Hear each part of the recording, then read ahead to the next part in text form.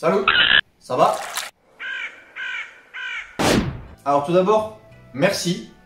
Merci pour vos commentaires sur la précédente vidéo. Ça m'a beaucoup aidé, ça m'a beaucoup touché, je suis très content, je pensais pas en avoir autant.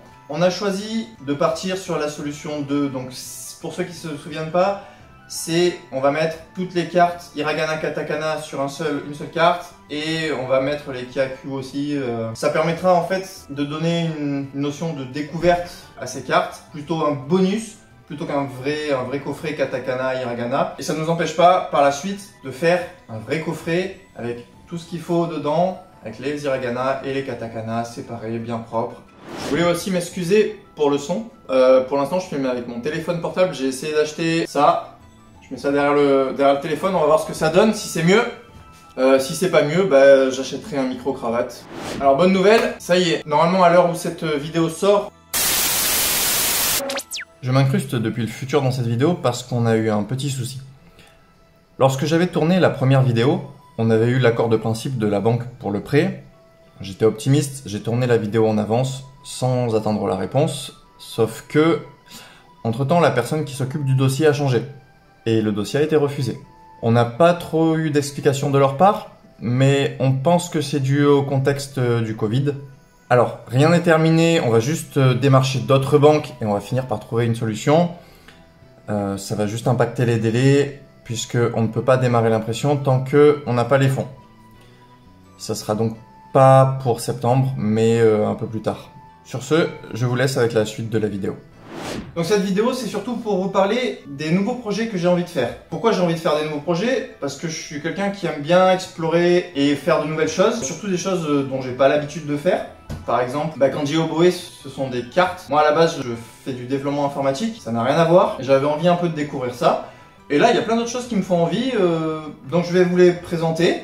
Et vous me direz un petit peu en commentaire ce que vous en pensez, si vous avez des idées, des choses comme ça. Donc tout d'abord, on va continuer Kanji Oboe.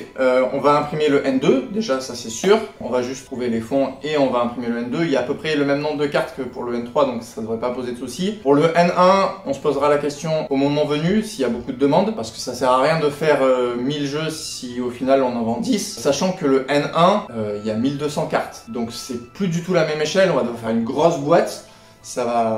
Ça va piquer. On a aussi comme projet, toujours dans l'apprentissage du japonais, de faire un livre de vocabulaire de voyage. J'en dis pas plus, parce que pour l'instant on n'a pas bien avancé dessus, mais ça va être sympa aussi. Et on essaye un peu de se dépêcher parce qu'on aimerait bien le sortir avant la réouverture des frontières. On avait aussi envie de faire un cahier de tracé pour les hiragana, les katakana, un peu comme ils ont au Japon, joliment illustré, avec une belle couverture.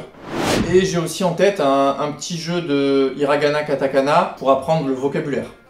On a aussi plein de projets de design. On a beaucoup de ressources graphiques qui nous restent des précédentes campagnes, des designs qu'on n'a pas utilisés, des designs qu'on a utilisés mais bon ça reste. Par exemple les posters, ils sont super jolis. On en a fait quelques-uns pendant la campagne et puis on en a plus refait. On voudrait un peu déjà vous proposer des goodies pour que vous puissiez profiter de tout ça. Et aussi, ça nous permettrait aussi de faire une rentrée d'argent pour permettre de financer tous les autres projets que j'ai envie de faire. Alors déjà, en premier, on a ouvert un shop Displate. Si ça vous intéresse, allez voir, je mets le lien en description. On a mis tous les designs que le graphiste nous avait fait. On a dû enlever le logo Kanji Oboe parce que c'est interdit par Displate. Donc vous aurez des jolies plaques Displate sans avoir à vous traîner la marque Kanji Oboe. On aimerait bien aussi sortir des vêtements.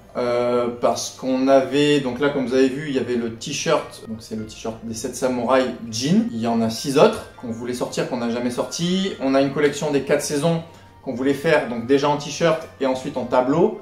Ils seront sur le display du coup. Mais pour l'instant, on n'a pas eu l'occasion. Dites-nous s'il y a des designs que vous voulez voir en priorité, que vous voulez revoir, ou autre chose, si vous voulez un t-shirt, si vous voulez des stickers. On avait les stickers sushi qu'on va essayer de ressortir aussi, qui sont pas mal. Je vous laisse me dire en commentaire ce que vous en pensez. Alors comme vous en doutez, j'ai envie de faire une chaîne YouTube aussi. Alors c'est vraiment pour m'amuser parce que déjà de toute façon je pense pas avoir des abonnés suffisamment pour générer des revenus. Mais j'avais depuis un moment envie de me lancer là-dedans.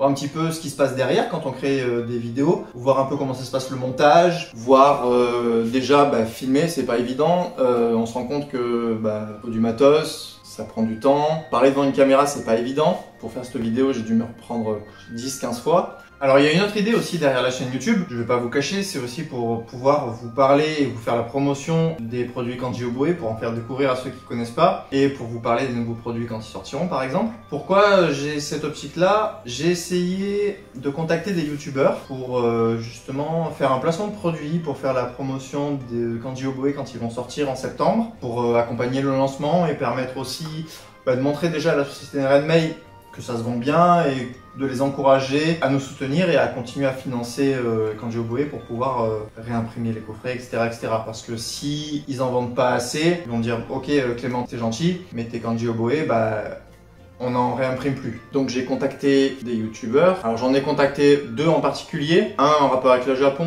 vous connaissez probablement Louis-san. Donc lui il me proposait des stories Instagram. Alors ces deux stories Instagram ça coûte dans les 800 €. Et j'ai contacté l'agence qui s'occupe du joueur du grenier. Alors ça n'a pas trop de rapport avec le Japon ni avec le japonais, mais j'aime bien le personnage et je trouvais ça sympa de demander au cas où. Je m'attendais à ce que ce soit cher. Et j'ai eu la réponse du prix pour une sponsor sur YouTube. 18 000 €. Ouais, faut être riche, ouais. Voilà, donc c'est pas trop dans les moyens de Kanji Oboe. Donc du coup, je me suis dit, si je peux pas avoir de vidéos chez des grands youtubeurs, je me ferai mes propres vidéos, tant pis, c'est pas grave. Donc voilà, donc j'avais envie de faire une chaîne YouTube. De quoi on va parler dans cette chaîne? Ça va être en lien avec l'apprentissage du japonais, ça va être en lien avec le Japon. J'avais plusieurs idées en tête. Déjà, j'ai un peu pris l'idée sur, pour ceux qui connaissent, Ici Japon Corp. J'ai trouvé ça très sympa comme idée de présenter un petit peu le background de ce qui se passe dans une entreprise. Donc j'avais envie de vous présenter qu'est-ce qui se passe dans Kanji Oboe. Raconter un petit peu comment ça s'est passé la création, comment on en est venu là, qu'est-ce qu'on a fait, etc., etc. J'avais envie aussi de raconter mon stage à Todai. J'ai fait un stage de 6 mois au Japon en 2009, c'était il y a un peu longtemps. Je suis retombé sur des photos, je me suis dit ça pourrait être sympa de le raconter. Je sais pas si ça va vous intéresser, de toute façon je pense que je vais le faire quand même si ça vous intéresse pas, parce que moi ça m'amuse.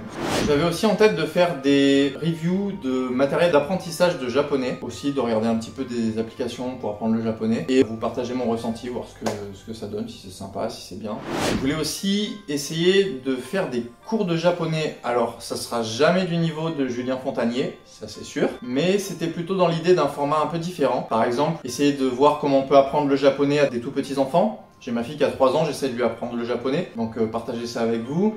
Aussi, je pensais faire une chaîne Twitch où ma prof de japonais me donne des cours en live et vous assistez aux cours. Je sais pas si ça peut être un concept intéressant ou pas, dites-le moi.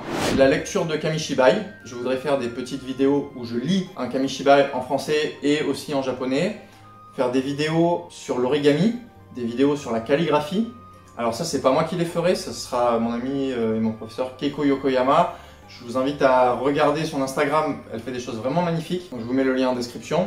Je pensais aussi faire des vidéos sur la cuisine japonaise, où je fais des recettes que j'ai trouvées, je vous donne mon ressenti sur ces recettes. Un dernier point assez important, c'est l'idée de partager des projets. Alors je sais pas comment bien expliquer ça. Kanji Oboe, à la base, j'avais fait ça pas uniquement pour moi, mais dans l'idée de partager et de faire profiter au plus de monde possible ces flashcards. Donc le concept, c'est si jamais vous avez en tête des projets en rapport avec le japonais, toujours bien sûr, que vous souhaitez mettre en place, que vous n'avez jamais mis en place parce que vous n'avez pas le temps, vous n'avez pas envie, vous n'avez pas d'idée sur comment démarrer, je vous propose de venir m'en parler et pourquoi pas on va essayer d'étudier le projet et on va voir ce que ça donne, si on peut en faire quelque chose.